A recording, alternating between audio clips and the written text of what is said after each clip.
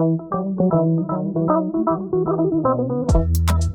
and welcome to the Pinsent Masons podcast, keeping you up to date with the most important developments in global business law every second Tuesday. I'm Matthew McGee and I'm a journalist here at Pinsent Masons. Two things have dominated the news this past couple of weeks: football and heat.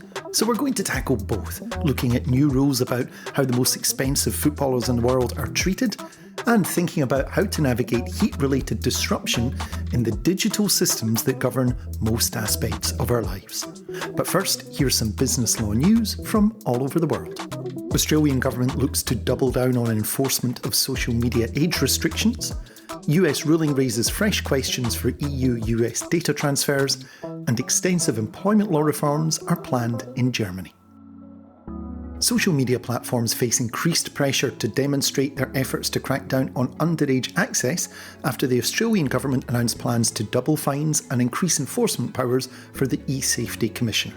The plans have been challenged in the Senate, which has referred them to a parliamentary inquiry to report back by the 25th of August, in response to concerns that they're premature and that there has been insufficient time for Australia's social media minimum age law to work in practice. Social media companies must take reasonable steps to prevent users under 16 from holding accounts and face fines if they don't. Privacy expert Veronica Scott said the proposed new information gathering powers would materially increase the risk of enforcement action. Enforcement depends on e-safety gathering sufficient evidence that a platform has failed to take reasonable steps to prevent children under 16 from having an account, she said. Restricted social media platforms would need to be ready to demonstrate the measures they have implemented and their effectiveness, and industry age assurance providers can expect to be tested. Businesses should reassess the risks of sending personal data from the EU to the US following a new ruling there, experts have said. The US Supreme Court has ruled that subordinates exercising the US President's power are subject to removal by the President. The ruling came in a case in which a former commissioner at the Federal Trade Commission, Rebecca Slaughter, had challenged US President Donald Trump's decision to fire her. The decision has sparked discussion over whether EU-US data transfers will continue to be lawful because of questions the US ruling raises about the independence of the FTC and other US authorities. Privacy law expert Anna Flanagan said the ruling may deepen concerns in Europe that safeguards, particularly the independence of enforcement bodies, are less stable than assumed, making contingency planning for EU-US data transfers increasingly important. Major reforms to employment laws in Germany have been backed by Germany's coalition government. The changes aim to make Germany a more attractive country to set up and operate a business in. The package is designed to reduce bureaucracy and make the labour market more flexible. The main changes concern the way employment relationships are established and terminated, as well as the handling of sickness-related absences. Employment law expert Sarah Klachen said, "At this stage, these are still only political decisions which must now be translated into specific draft legislation. But the announcements already provide a clear indication of the direction employment law could take in the coming years." Many of us around the world are still in the grip of World Cup fever. I'm Scottish, so have been spared that indignity. But as new stars emerge and speculation about high-profile offers from the world's most famous clubs rages wildly, the football business world is undergoing some pretty big changes. The rules that govern the hiring and firing of footballers are baroquely complex and unusual, so unusual that they sometimes conflict with actual law. That's what happened in the case of Lassana Diarra, a former French footballer who took football authorities to Europe's highest court and won. Manchester-based Gabrielle Armstrong is a sports law expert, and she started by explaining why World Football governing body FIFA has different rules for footballers than exist for other employees. Players themselves are not ordinary employees like me and you. They are essentially unique sporting assets, both from a competition and a commercial perspective these days, that they're seen as that.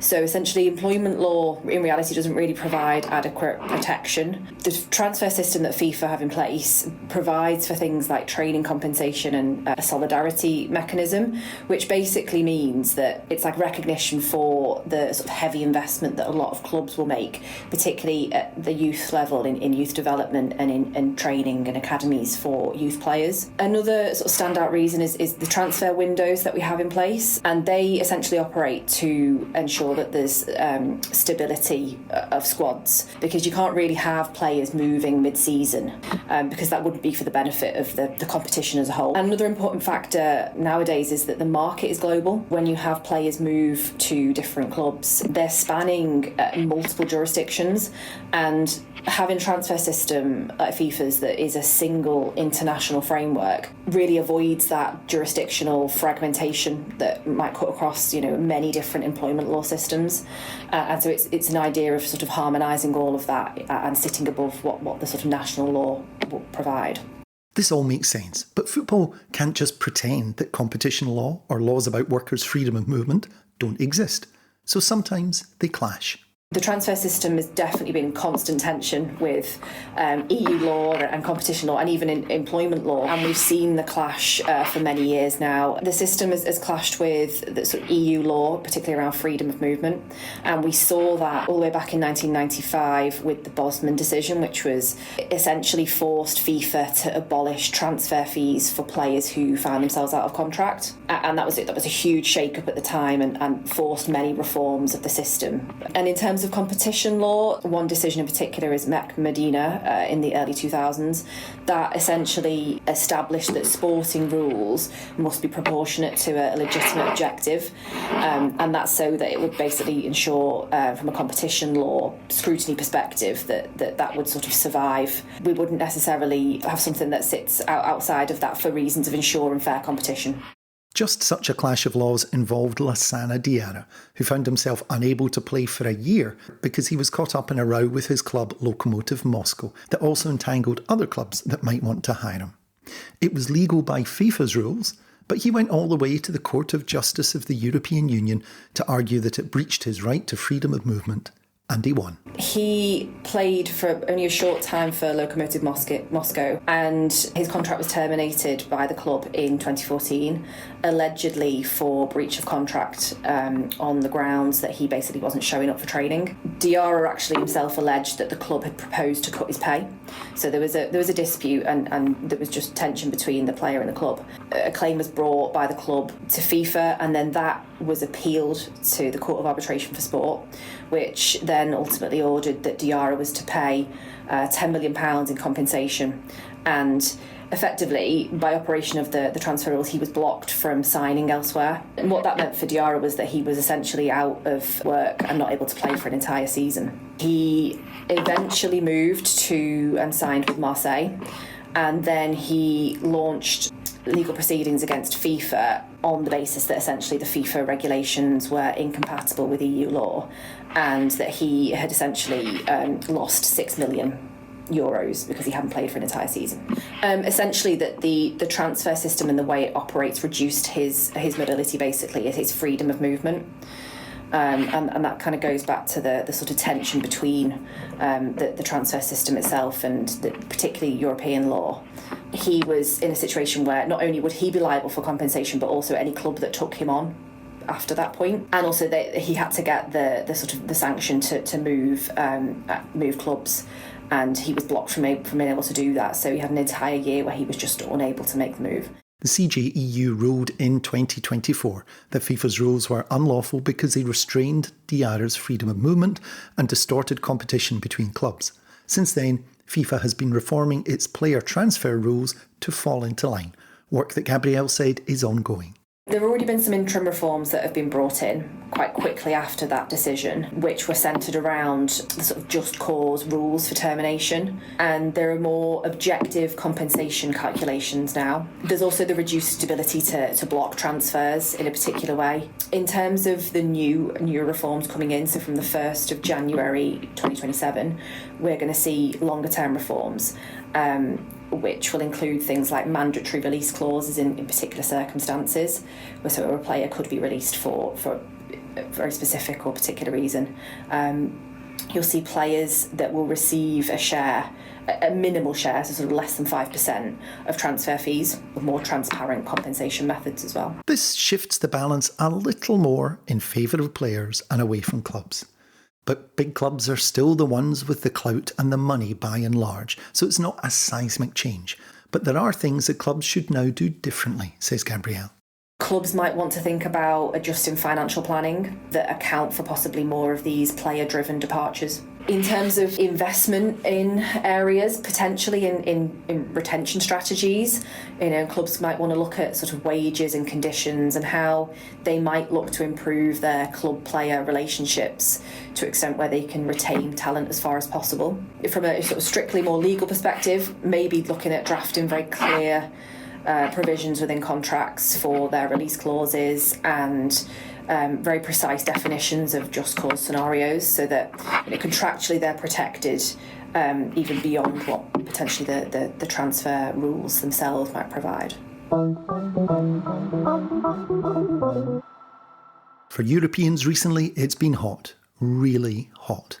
Climate change is causing Europe to heat at a faster rate than any other continent, and in June and July that has been bracingly apparent.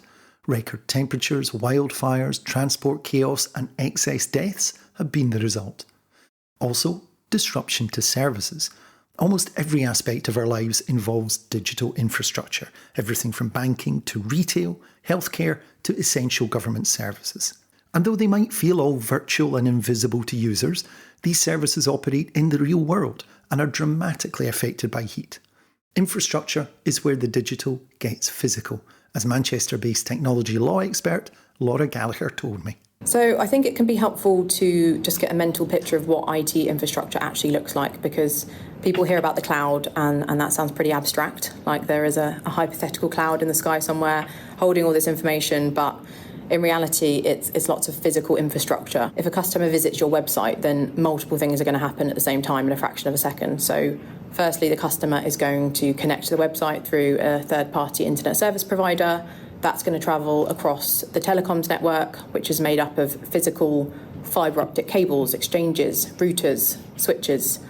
And then the website has to live somewhere. Most businesses rent power from cloud providers. And these cloud providers operate huge data centres around the world. And they are basically highly secure warehouses, which are full of thousands of servers in rows and rows of cabinets, each full of computers. And that's where your website, your applications and your data actually live. These data centres, they're dependent on other IT infrastructure. So that would be massive electricity supplies, backup generators, batteries, cooling systems. And then all these services might be operating from different data centres, possibly in different countries, owned by various companies. So a business is going to be relying on multiple suppliers without really thinking about it.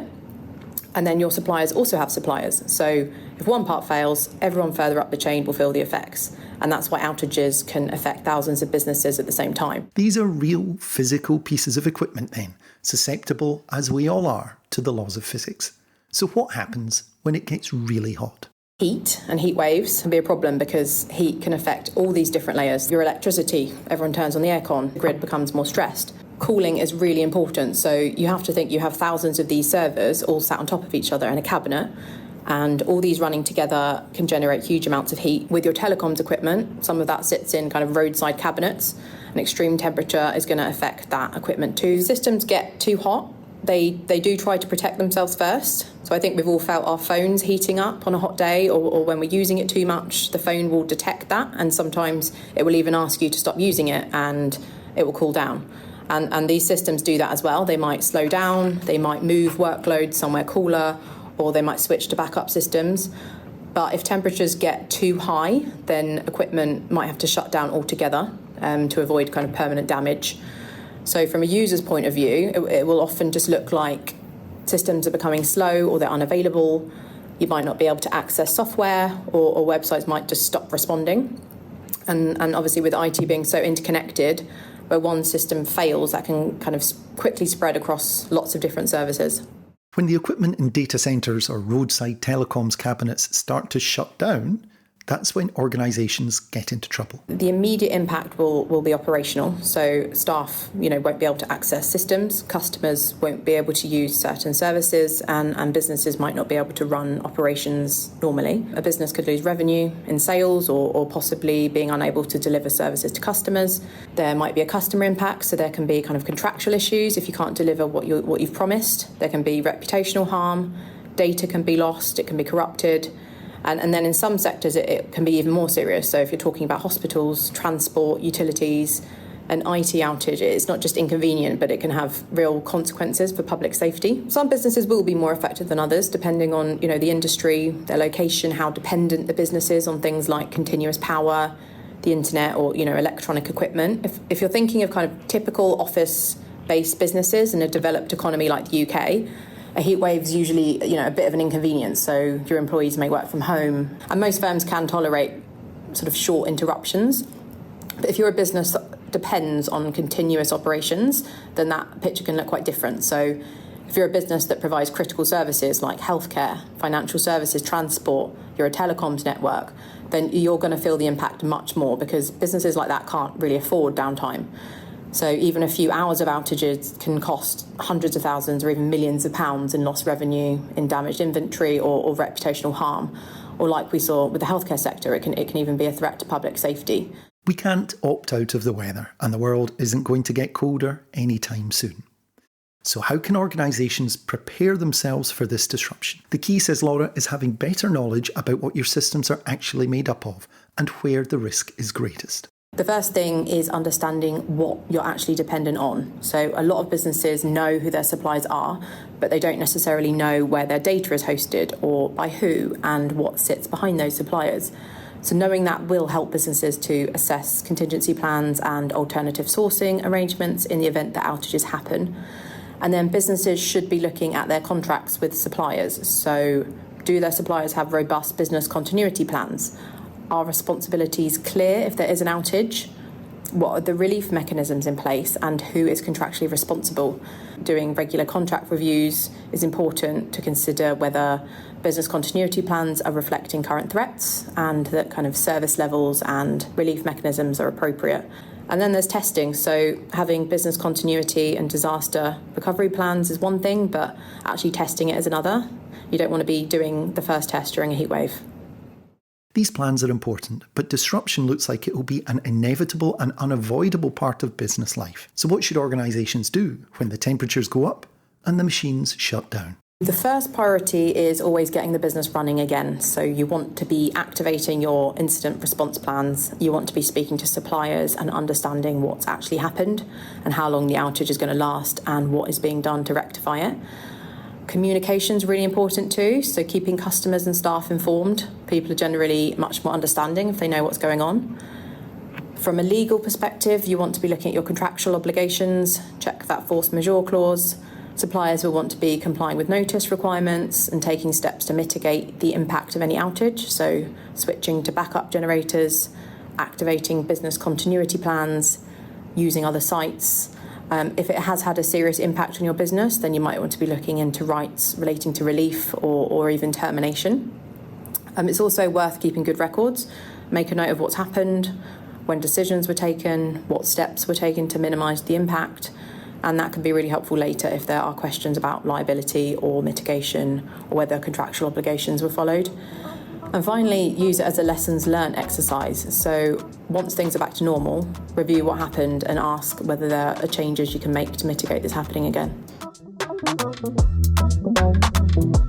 Thank you for listening. Thank you for your time. If you've sent it to colleagues or friends, or reviewed it or rated it, thank you for that too. You can catch up with us every fortnight, or if you're too impatient, you can find out what's happening in your area of business law every day from our international team of specialist reporters at pincentmasons.com/outlaw. Or you can get a weekly digest at pincentmasons.com/newsletter, tailored so you only get the things you're interested in. Thanks for spending time with us. Until next time, goodbye. The Pincent Masons podcast was produced and presented by Matthew McGee for international law firm Pincent Masons.